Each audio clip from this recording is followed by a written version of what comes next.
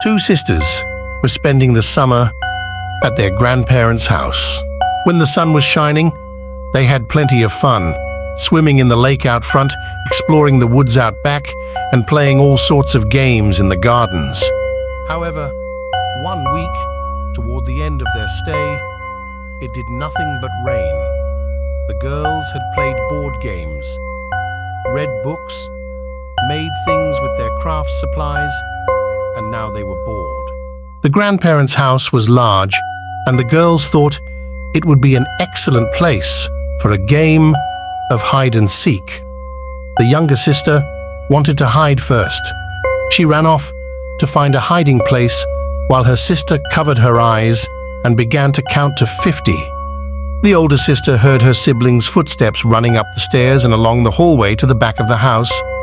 After reaching 50, she opened her eyes and went in search of her sister.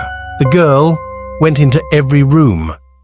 She looked under the beds and in the closets, behind the curtains and behind the doors, but her sister was nowhere to be found. Finally, she reached the only room their grandparents had told them never to enter.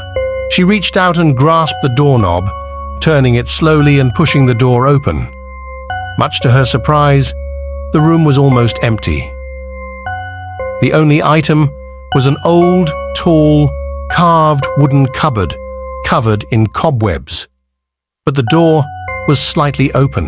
The girl ran over, laughing, and swung the door open, expecting to find her sister, but the cupboard was empty. She leaned in, and as she did, a cold, icy hand reached out from the back of the dark cupboard and grabbed her wrist. She let out a scream and tried to escape, but the hand started to pull her into the cupboard. The girl's sister heard her screams and ran to find out what was happening. She entered the room and looked on in horror as her sister began to disappear into the cupboard. Luckily, the little sister was quick thinking. She ran toward the cupboard and grabbed her sister's legs.